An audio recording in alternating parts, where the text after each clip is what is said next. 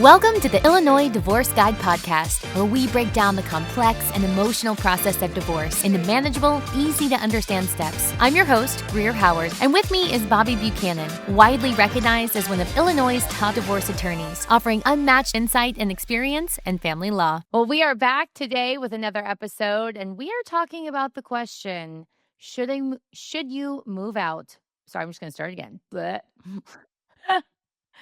Well, we are back today with another episode, and today we are going to be talking about the question, should you move out during your divorce? So, Bobby, this is a hot question. It can be very emotional, but it also needs to be practical. And there's a lot of feelings to consider if you're considering moving out.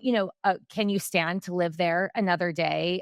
If you leave, are you going to lose your kids? I mean, that's something we're going to be talking a lot about. If you stay and things get worse, and what if you leave? Are you going to lose equity in your house? So let's talk through some myths and realities so we can really kind of just wade through this and understand that question of if you should move out or if you should stay during the divorce. So, Bobby, can we start with a myth today? Are you ready? Let's do it. Let's dive in. Okay. So, actually, is it a myth or is it reality? You tell me. All right. Moving out equals losing custody. Myth or reality? So this one is, like all myths, probably rooted in some reality. And this is the number one thing that we need to think about when we want to move out during the divorce process. And, I'm thinking back here about, as some listeners may know, some may not know, I'm happily married. I have not gone through the divorce process. And like all of us who are married, we hope that we won't. I have been in relationships previously to my marriage. And I know for me, when the relationship was over, I'm not the type to want to kind of be in a gray area. And so it was always like, okay, the relationship's over. Someone needs to move out. And it was usually me moving out. It was time to go. It was a clear sign. So I think some of us are probably in that boat where as soon as we realize that it's the end and we're not going to be saving our marriage, we're not going to be saving our relationship, we want to get out. We want to leave that situation. We want to get on to our next chapter. Maybe we've been waiting for months or even years to get to that place where it's like you're actually exhaling and going, okay, this marriage is not going to work, and it's time for me to move out.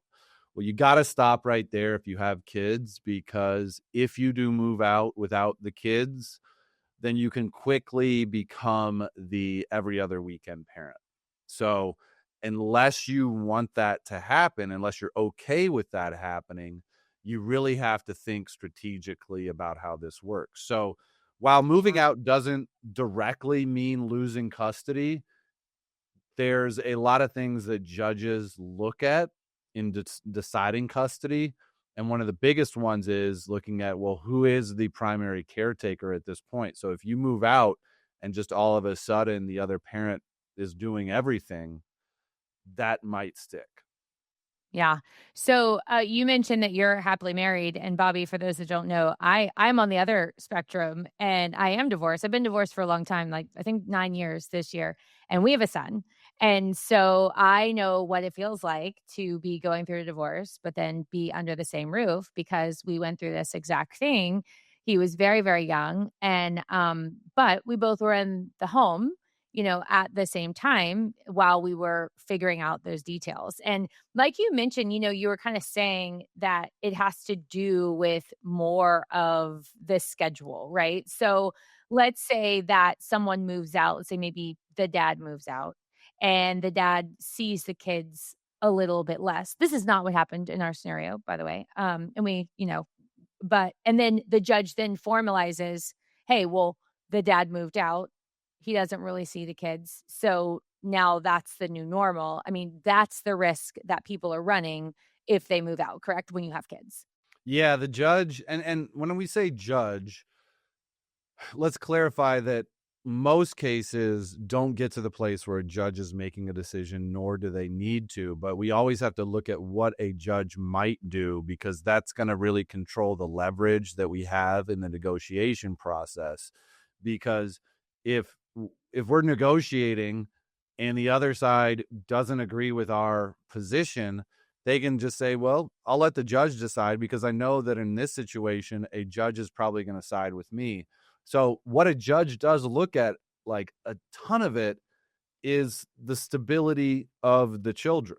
The standard, the legal standard here is best interest of the children. So that's like the all-encompassing thing that we have to think about. But best interest of the children, as you can imagine, is really subject to debate. And what I think is in the best interest of the children is not necessarily what you do, not necessarily what the judge does.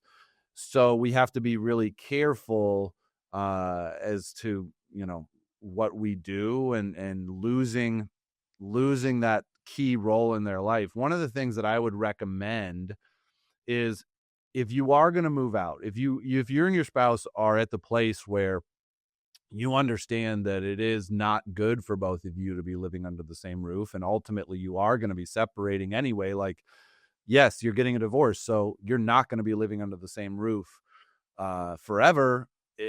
You're going to have to separate at some point, so let's do it now.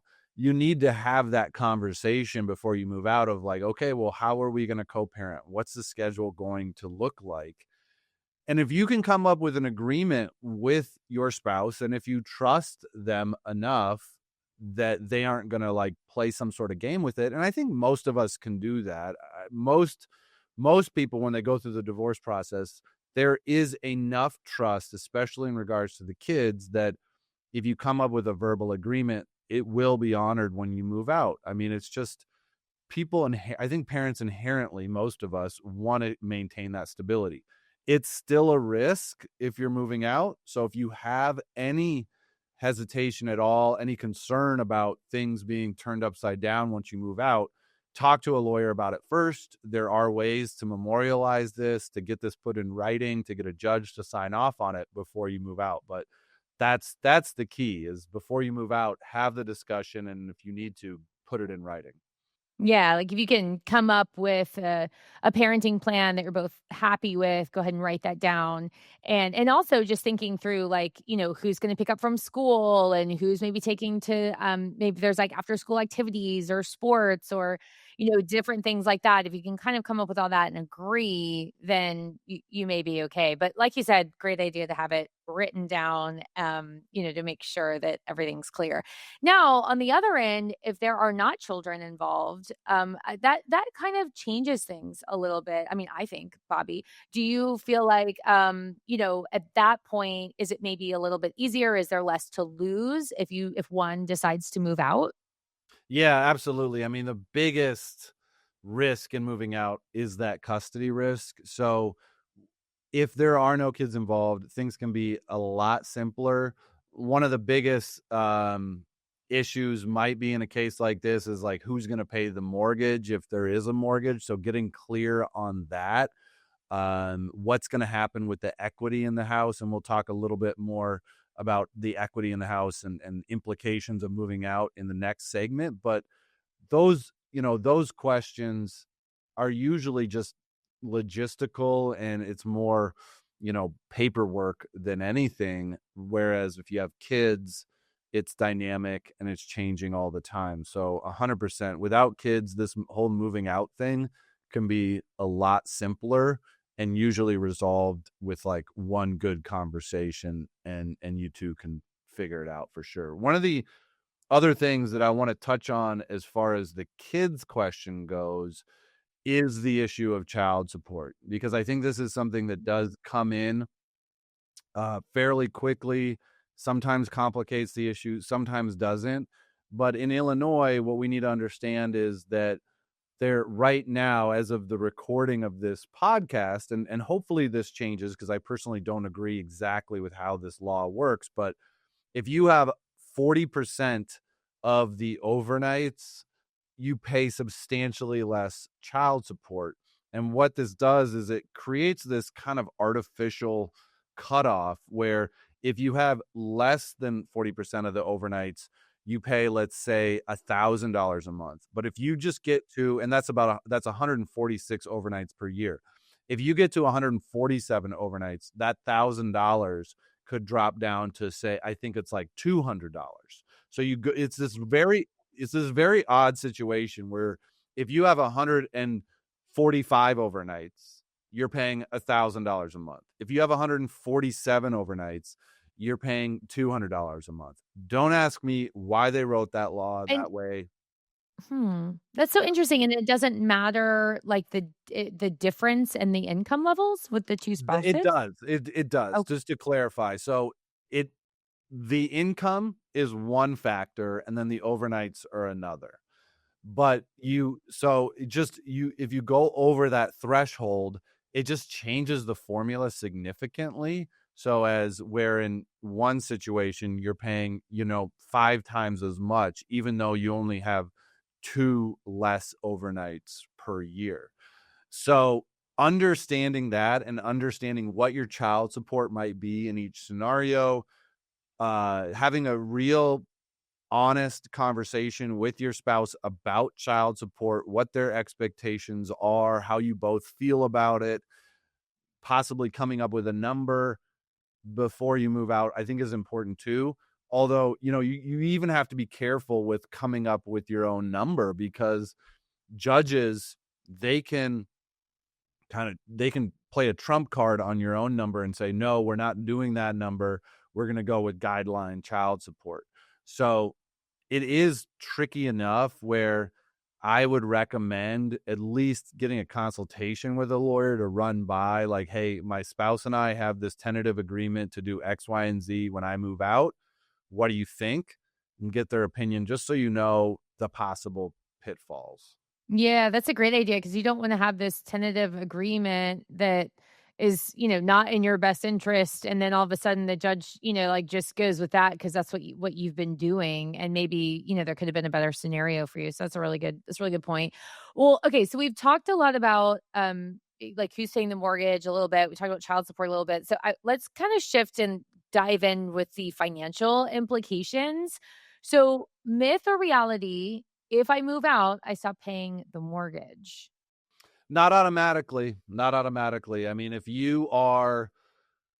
the if you're the primary breadwinner, if you've always paid for the mortgage, if your spouse doesn't work, don't expect that you can just move out and stop being responsible for the mortgage. There's a very Yeah. common motion in court, and a motion is just a request to the judge, like during the course of the divorce process, which could be 6 months, it could be 18 months. You can go into the judge and say, Judge, I want them to have to keep paying the bills they've always paid. So, and that's called a status quo order or contribution to expenses order. And judges will very commonly enter that order.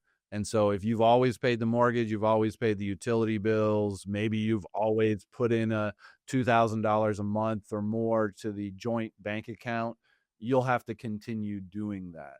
So Yeah.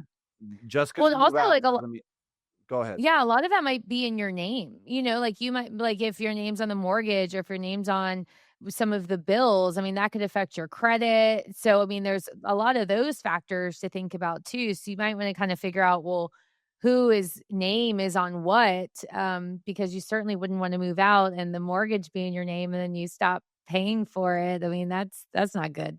And that's not good either, and that can even be looked at, uh, the attorney on the other side can make an argument that that's dissipation. Dissipation is the concept where we're throwing money away, whether it's through gambling or addiction or even making very bonehead, investments or whatever the case may be. If you just stop paying the mortgage and that tanks the equity in the house or tanks credit scores for both parties, you could be, quote unquote, punished for that in the process. So even though there might be, let's say even you were cheated on, you've been the breadwinner and you've been paying the mortgage and your spouse cheats on you. You find out that they've been cheating on you for 5 years.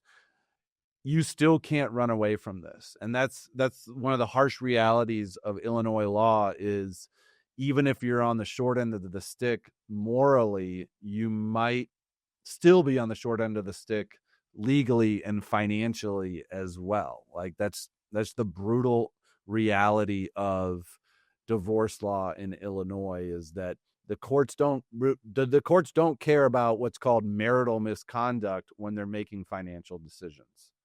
Right. And I think another, important thing to think about while we're talking about finances is I would say, I don't know what the statistic is, but statistically, I would think most households would have a hard time, on their income being able to have, the two homes and the two bills and the two everything. So, how much of that should people be talking about? Because unless you just are a very, very high income earner, that could really throw people off with their budget and, they're getting ready to potentially go through this divorce and that's expensive. So it feels like all of a sudden the bills are just like piling on if you're moving out and being and I feel like that's the practical side of this is that can you practically even have two places at this moment, right?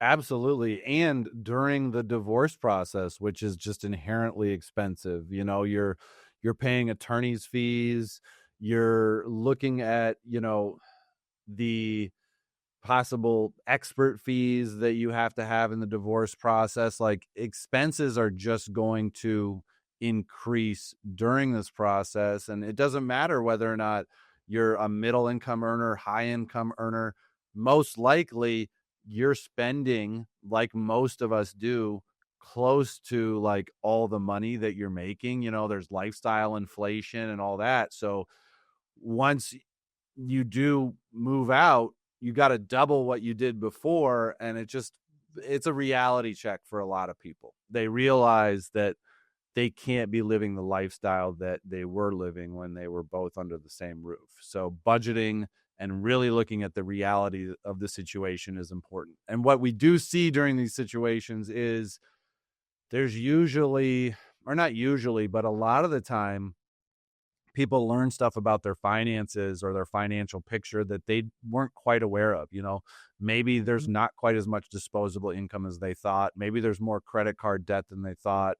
Maybe there is more tax liabilities than they thought. Maybe taxes haven't been filed for a few years because there wasn't the money to pay it, so the spouse didn't file it. Like there can be some really brutal reality checks during this process. So having those open conversations is going to be key. Yeah, definitely. Well, let's move on a little bit to kind of that safety and emotional well-being through this time and wanting to move out, but not sure if it's the right time to move out. So, myth or reality, it's always better to stay put until the divorce is over. No, I mean, I think that the big takeaway from this episode is there isn't one right or wrong answer. Unfortunately, life is easier if we do have a black or white answer for things like this. Um, when we're talking about the custody, staying in the home generally makes more sense. But if there are issues of abuse or if it's very toxic in the household, it might make sense to move out. And those are really tough decisions. And usually these sorts of cases escalate very quickly. There are tools in Illinois. If you need to get your spouse out of the house, the most common one is the order of protection. And that is written and built for domestic violence victims. And it's a tool that we can use to go into court the same day. And if we have the evidence, we can get an order that says that your spouse has to leave the house immediately. It's not necessarily permanently, but it can be. And it's a very powerful tool. So if you are in that type of situation, obviously you need if it's to the level of real safety concerns, obviously getting the police involved is very important, but also getting a lawyer involved quickly. The police will often come into these situations and tell you you need to contact a lawyer to get an order of protection, because maybe it doesn't rise to the level of like the police being able to do something about it. But an order of protection actually has what's called a lower standard of proof than the police do. So the police, they can take certain actions, but lawyers can sometimes do things that the police can't necessarily do. So that's why they encourage domestic violence victims to get in touch with a lawyer or to go to the order of protection courthouse and do these things on their own sometimes. Mm.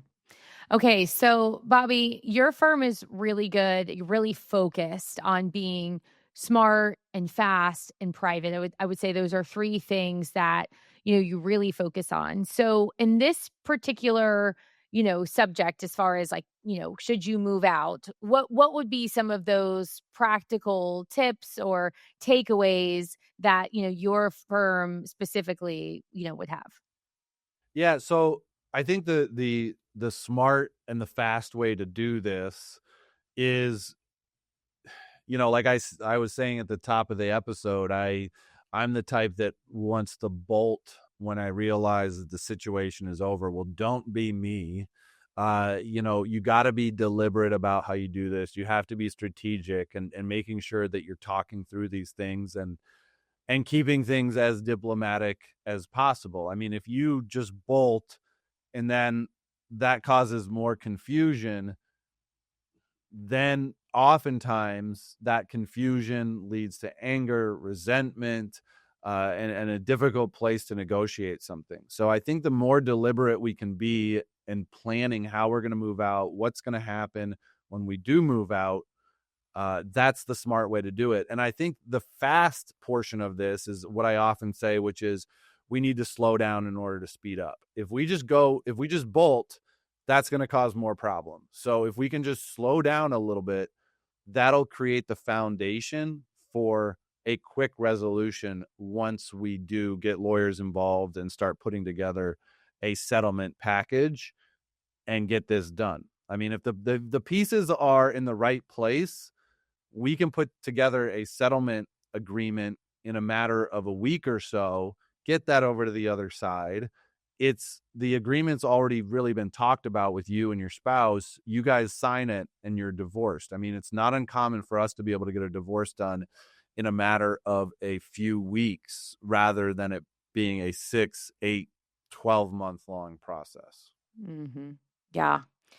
All right. So, Bobby, as we kind of wrap up today, I feel like that moving out isn't necessarily automatically wrong, but if you have kids, there could be some consequences. So we sort of talked through that today. Any additional takeaways before we say goodbye? Yeah, one thing, and I think this was my fault. I don't think I hit on it in the finance segment, but I think one important thing to clarify is that if you do move out, you are not abandoning your rights to equity in the house. Mm. So those rights are determined by another set of factors, and we have done other episodes on marital versus non-marital property, but if the house and the equity in the house is marital, just because you move out doesn't change it to being non-marital. And I get that question a lot from people, so I think it's important to clarify you're not going to be giving up your right to the equity. Now there could be some nuance there as far as, well, you're going to stop paying the mortgage. Maybe that's the agreement. So the other side's going to pick up more of the tab, and that might be offset when you guys divide the equity. So they might get a little bit more, and that could be part of your agreement with them. But that equity in itself is still, you're still going to have the rights to it. But again, this stuff can get a little complicated. Talk to a lawyer about it. They can dive into all the nuances and really help you see the forest through the trees and help you get out of the house if you are wanting to physically separate from your spouse once the inevitability of the divorce has been decided. Yeah.